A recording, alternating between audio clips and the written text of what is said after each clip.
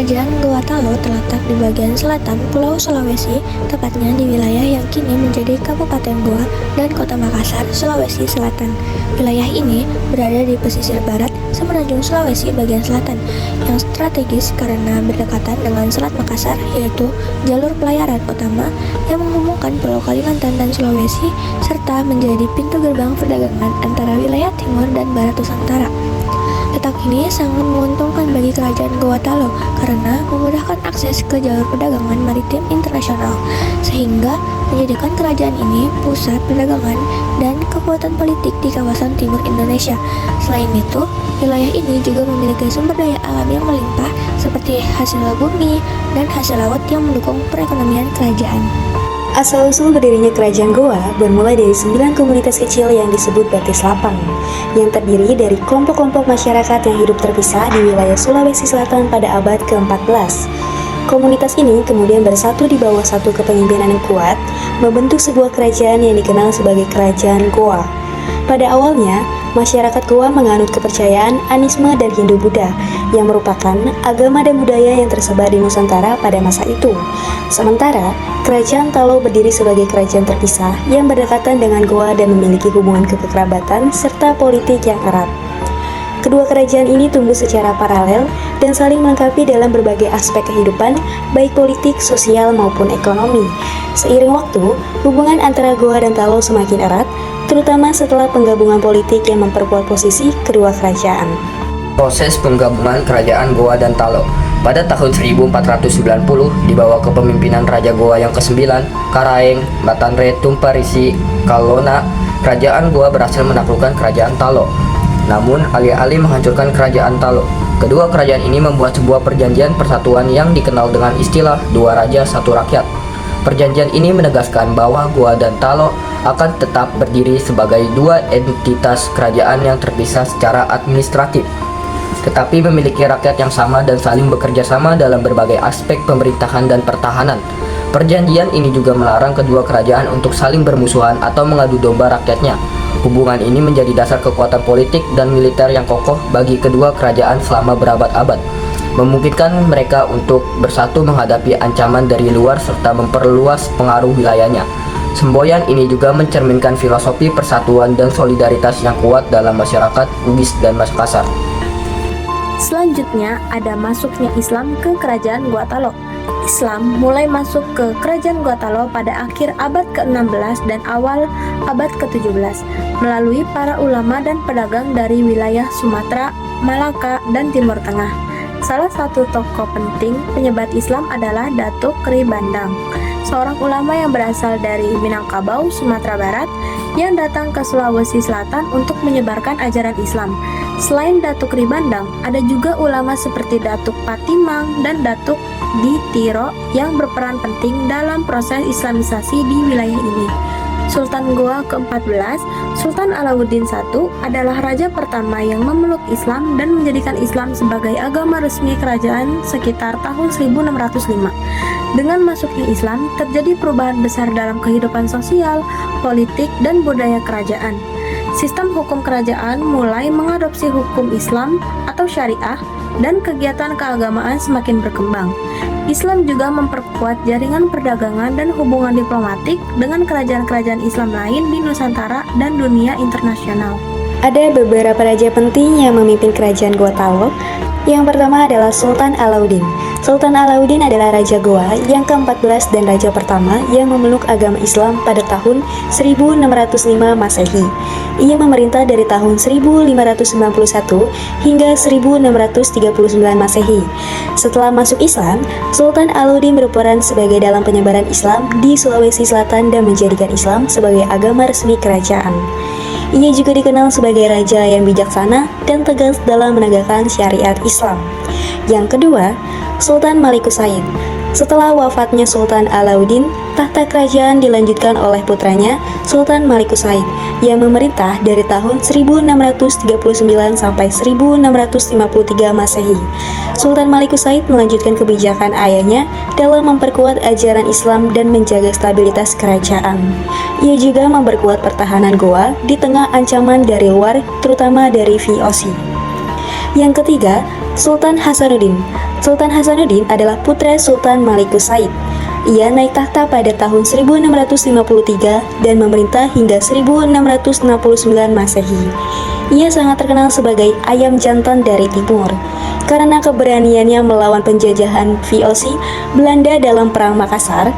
Sultan Hasanuddin tetap mempertahankan ajaran Islam dan berusaha menegakkan keadilan serta kedaulatan rakyatnya meskipun akhirnya harus menerima kekalahan dari VOC. Yang keempat, Sultan Amir Hamzah. Setelah Sultan Hasanuddin turun tahta, pemerintah Goa dilanjutkan oleh Sultan Amir Hamzah yang memerintah dari tahun 1669 hingga 1674 Masehi. Masa pemerintahannya berlangsung dalam situasi yang sulit karena pengaruh dan tekanan dari VOC semakin kuat. Namun, Sultan Amir Hamzah tetap berusaha mempertahankan ajaran Islam dan tradisi kerajaan di tengah keterbatasan kekuasaan. Yang kelima, Sultan Abdul Jalil.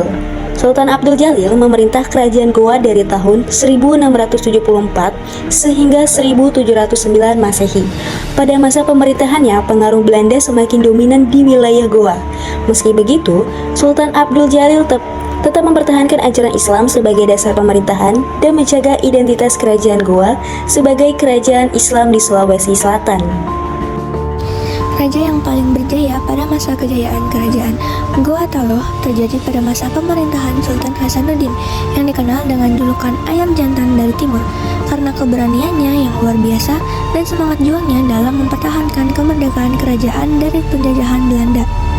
Di bawah pemerintahannya, wilayah kekuasaan Goa Taloh meluas hingga mencakup sebagian besar wilayah Sulawesi, Maluku, dan pesisir Kalimantan. Sultan Hasanuddin juga mengembangkan armada laut yang kuat dan menjadikan Goa sebagai pusat perdagangan rempah-rempah yang sangat penting di Asia Tenggara. Selain itu, ia memperkuat sistem pertahanan kerajaan dengan membangun benteng-benteng dan memperkuat pasukan militer. Masa kejayaan ini juga ditandai dengan kemajuan dalam bidang kebudayaan, pendidikan Islam, dan administrasi pemerintahan yang lebih terorganisir. Selanjutnya ada hubungan diplomatik dan perdagangan internasional Kerajaan Goa Taloh. Kerajaan Goa Taloh memiliki posisi strategis sebagai pusat perdagangan di kawasan timur Nusantara. Kerajaan ini menjalin hubungan dagang dengan berbagai kerajaan dan bangsa asing seperti Portugis, Belanda, Inggris, Arab, dan Cina. Goa Taloh menjadi penghubung utama dalam perdagangan rempah-rempah seperti cengkeh, pala, dan lada yang sangat diminati oleh pasar dunia. Selain itu, kerajaan ini juga menjalin hubungan diplomatik untuk menjaga kedaulatan dan memperkuat posisi politiknya di kawasan. Melalui pelabuhan-pelabuhan yang dimilikinya, Goa Taloh menjadi tempat singgah bagi kapal-kapal dagang dari berbagai negara yang membawa barang-barang dan budaya baru. Hubungan ini juga memungkinkan pertukaran ilmu pengetahuan dan teknologi khususnya dalam bidang navigasi dan militer. Perlawanan terhadap VOC. Belanda melalui perusahaan dagang VOC atau Verenigde Oostindische Compagnie berusaha menguasai perdagangan rempah-rempah di wilayah Goa Taloh. Sultan Hasanuddin memimpin perlawanan sengit terhadap VOC dalam beberapa perang yang dikenal sebagai Perang Makassar pada tahun 1654 sampai dengan 1669. Dalam perang ini, Sultan Hasanuddin menunjukkan keberanian dan strategi militer yang hebat dengan mengorganisasi pasukan laut dan darat untuk melawan tentara VOC yang didukung oleh sekutu-sekutunya. Meskipun perlawanan ini berlangsung dengan gigih dan menunjukkan keberanian yang luar biasa, pada akhirnya VOC berhasil mengalahkan Goa dan memaksa Sultan Hasanuddin menandatangani perjanjian Bungaya pada tahun 1667. Perjanjian ini membatasi kekuasaan Goa dan memberikan monopoli perdagangan kepada VOC sehingga mengakhiri masa kejayaan politik dan ekonomi kerajaan. Keruntuhan Kerajaan Goa Taloh. Keruntuhan Kerajaan Goa Taloh disebabkan oleh beberapa faktor yang saling berkaitan dan memperlemah kekuatan kerajaan secara bertahap. Salah satu penyebab utama adalah kekalahan dalam perang melawan VOC. Perusahaan dagang Belanda yang berusaha menguasai perdagangan rempah-rempah di wilayah Sulawesi Selatan. Kekalahan ini memaksa Goa Taloh menandatangani perjanjian Bungaya pada tahun 1667 yang sangat merugikan karena membatasi kekuasaan politik dan ekonomi kerajaan serta memberikan monopoli perdagangan terhadap VOC. Selain tekanan dari luar, konflik internal dan perebutan kekuasaan di dalam tubuh kerajaan juga melemah stabilitas politik dan persatuan rakyat, sehingga membuat kerajaan sulit bersatu menghadapi ancaman. Di sisi lain, muncullah kerajaan kecil dan kelompok-kelompok lokal yang memisahkan diri atau menentang kekuasaan pusat. Goa Taloh semakin mengikis pengaruh kerajaan. Perubahan jalur perdagangan global yang mulai mengalihkan perhatian bangsa Eropa ke wilayah lain juga mengurangi pentingnya posisi Gua Talo sebagai perdagangan rempah-rempah. Semua faktor ini secara bersama-sama menyebabkan kerajaan Gua Talo kehilangan kekuatan politik dan ekonominya hingga akhirnya menjadi bagian dari wilayah kekuasaan kolonial Belanda dan mengalami kemunduran yang permanen. Bukti peninggalan kerajaan. Peninggalan sejarah kerajaan Gua Talo yang masih ada hingga kini menjadi saksi kejayaan kerajaan tersebut. Antara lain, 1. Bala Lampoa. Istana kerajaan yang kini dijadikan museum dan pusat kebudayaan, menampilkan arsitektur tradisional Bugis Makassar yang khas. 2. Benteng Somba Opu. Benteng pertahanan yang dibangun untuk melindungi kerajaan dari serangan musuh dengan struktur yang kokoh dan desain strategis. 3. Benteng Fort Rotterdam. Benteng yang awalnya milik Goa dan kemudian direbut Belanda, menjadi salah satu benteng terbesar dan terawat di Asia Tenggara, kini menjadi objek wisata sejarah. 4. Masjid Tua Katangka. Masjid tertua di Sulawesi Selatan yang menjadi pusat kegiatan keagamaan sejak abad ke-17 dan simbol penyebaran Islam di wilayah ini. 5.